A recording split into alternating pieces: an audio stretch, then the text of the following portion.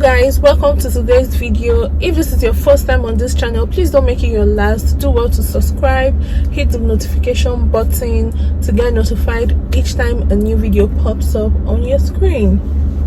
So guys, this video is going to be a story time video. Please watch to the end as I gist you on how I was almost scammed, or how I got into the hands of one chance operators in Aba in December. So guys, let's dive right into today's video.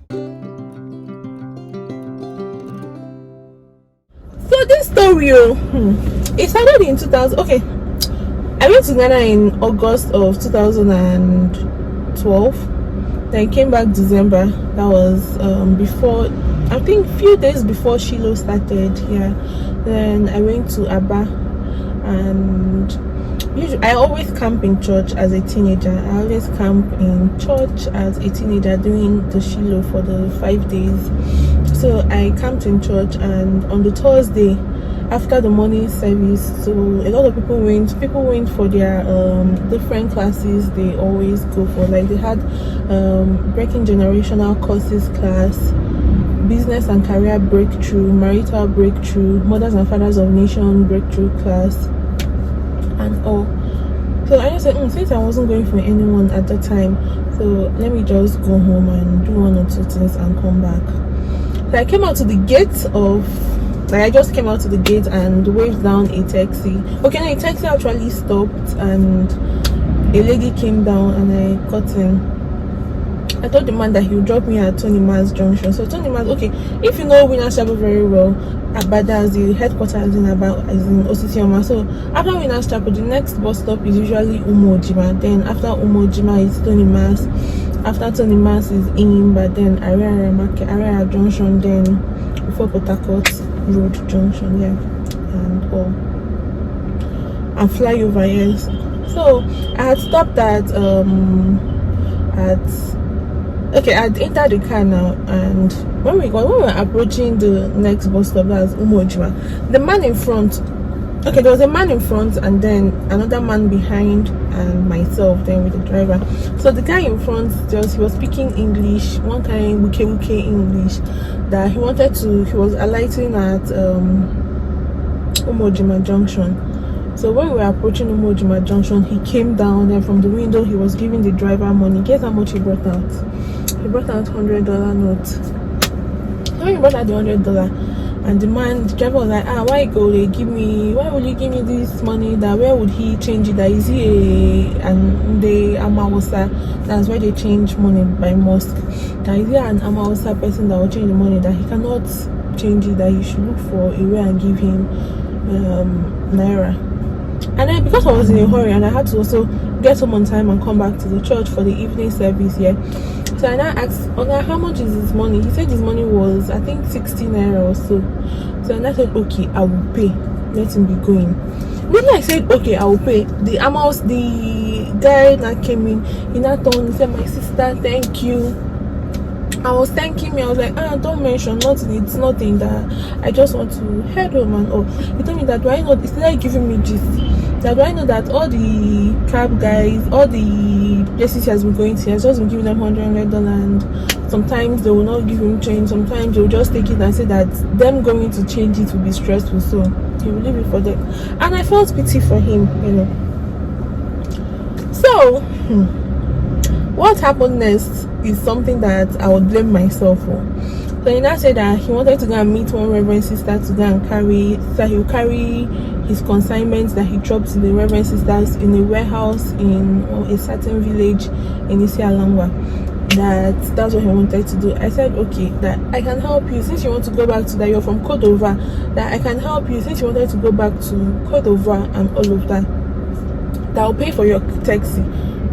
Let's go and carry it, then I'll pay for your taxi. I'll assist you with, because I had cash with me then, I'll assist you and pay for the bus that will take you to, night bus that will take you to Lagos, then you find your way from there, you know. And I said, okay. And I said that he doesn't know the name of the place, but if he sees the warehouse is on the road, on the express there, that you could see it from the express. I said okay. So we got going. We had to now make a U-turn. We turned on our way approaching Umeka, where they have this road safety guys. Uncle said that he doesn't know that we've passed, that we've not passed, that we were still going further. We kept on going. Oh God! At that point, something in me said, "What if these people are kidnappers?" That was the first thing that came to my head. What if these people are kidnappers? What if I've gotten into the hands of bad people? Hey God, see me that I was just in church. I could just stay in church till Sunday, till Saturday rather, when I'll leave. So I didn't. I said, oh, let's be going. That God will not allow any evil thing before me. Maybe that's what scripture says, that He wouldn't let any harm before His people, His children. That's how we're going. So he then pointed to one warehouse that was by the right hand of the road. That was a warehouse. But before that, he had that before you carry anything, that you have to meet the community head, the prime minister, how they call it, in a certain village. He came in Isi Alangwa. And I remember one of my secondary school classmates then, Osinachi Matuki is her name. But I remember Otis from that particular place, and one other guy, Kingsley Donatus, they're from the same village. He came was inside. I was like, okay, like worst case scenario, I'll say that's my maternal hometown, you know. On our way, what happened marveled me. See what happened. The guy at the back now was saying, okay, the guy now came to the back, we stopped, okay. I missed a particular gist there. So the guy in front, the foreigner, that said that in the consignment that there's a film he brought out the film, that this film, and he was folding it, that if he puts it in water, that it can only turn to naira because it's in water, yeah. But if they use a certain chemical, that it will turn to dollars. That he's one that used to watch dollar for top politicians. He mentioned their names and people he used to. I was like, okay, in my head though, he was like that for this particular help I've rendered him, that he's going to give me in a carton, that he's going to give me one of the cartons and all of that. So I'll wash and I'll get money. That maybe I know this thing is Christmas, and that period was when my father was doing his retirement ceremony. In my head, I've already calculated what I'll do with my own money, how I'll spray money during Popsy's retirement ceremony and all of that, you know, buy things for Momsy and my siblings. So that said that we will not carry, and they said you will not carry anything from there until they meet the Prime Minister here.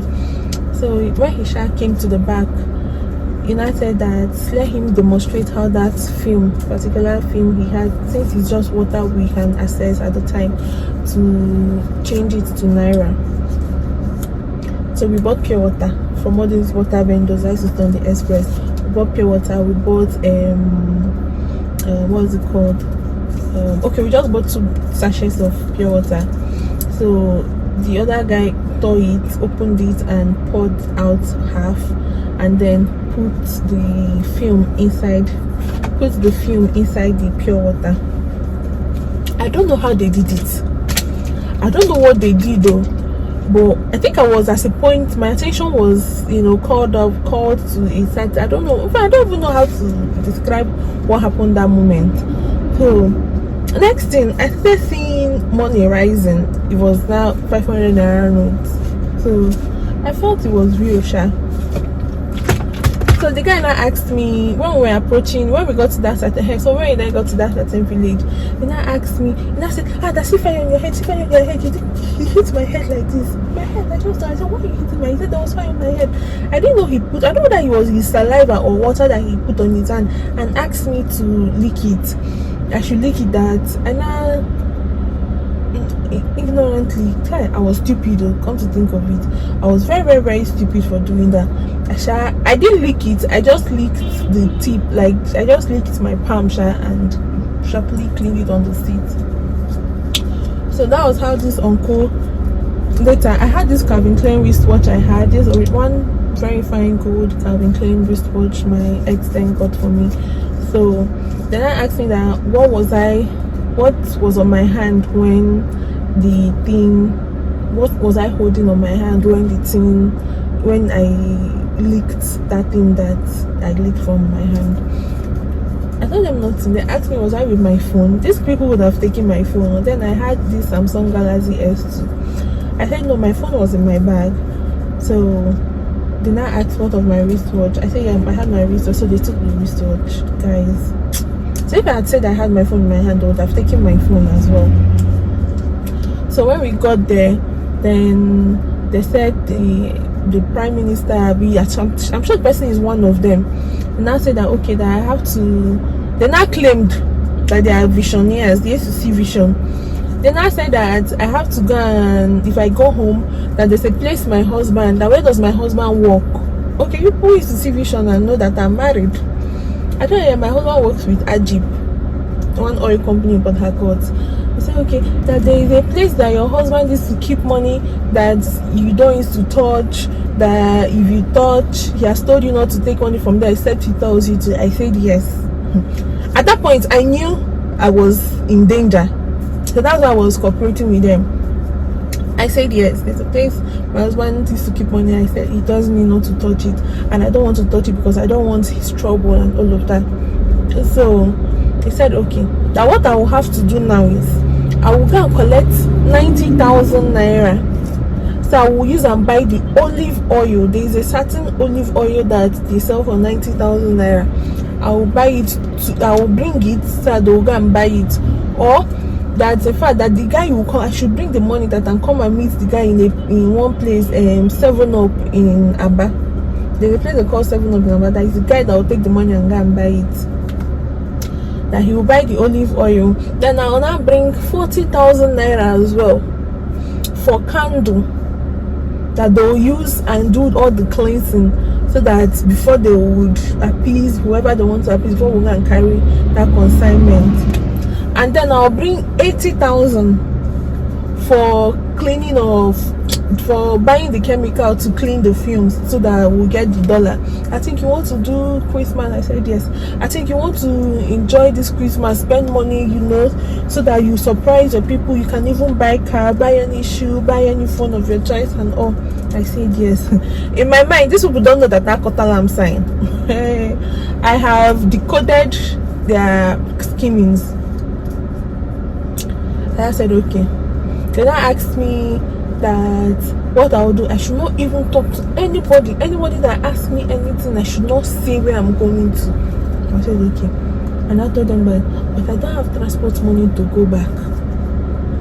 You know, these people put me on a bike. The guy escorted me, put me on a bike till I got to Isialangwa. That's the junction of Ntinga. I say Ntinga of Ikemvo City entrance. That's their junction. When I came out there, he stopped bus for me and told me, Chetakwa, I should remember the thing they told me. I shouldn't say anything to anybody. That was before I entered the bus. I said yes, and they gave me 3,000 naira. Oh, and before I left, these people took my phone number. So when they gave me the 3,000, I was asking myself, is it that these people, they don't know that the Spirit of the Lord, the Holy Spirit was leading me and guiding me? I knew the moment I realized that things were off was when they now asked me what I had in my hand when the fire was on my head, fire on top of my head, and it did not burn my hair. So then they took my wristwatch. That was the only thing they took from me and all. Only my wristwatch, but they took my wristwatch, but I collected 3,000 naira for them for transport. Immediately I got home, guys, I didn't go back to church that day.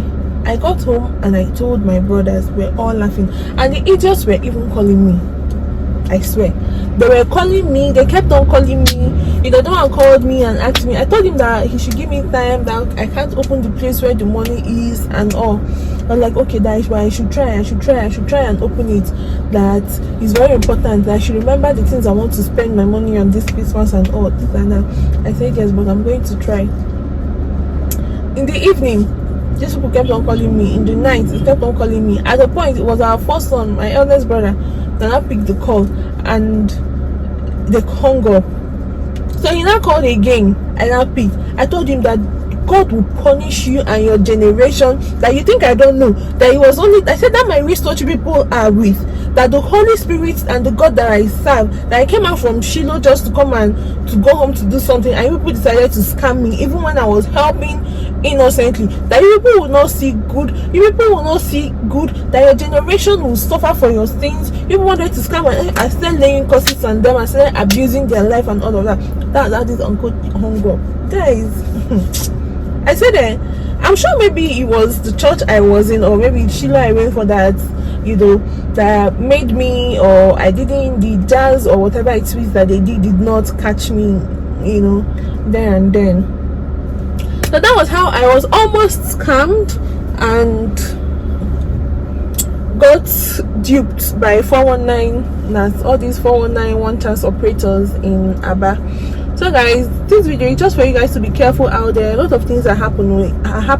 If I could fall into the hands of those people at that time, now imagine now what will be happening. So you people should just be very, very careful when you go out, who you talk to, or people that you relate with. You don't know who is who, you know. So shine your eyes. This is shine your eyes season. So guys, thank you so much for watching my boring story. I know the story, you will say, nah, this gist is boring, this gist is boring, but please just pick one or two things from it. Not all that, all those I just came back people, they are not real. Just, if that's the only thing you pick from this video, hold it well, put it in your pocket, and take it as your take home assignment or homework. So guys, please don't forget to like, share, subscribe to this channel, and I'll see you guys in my next video. For now.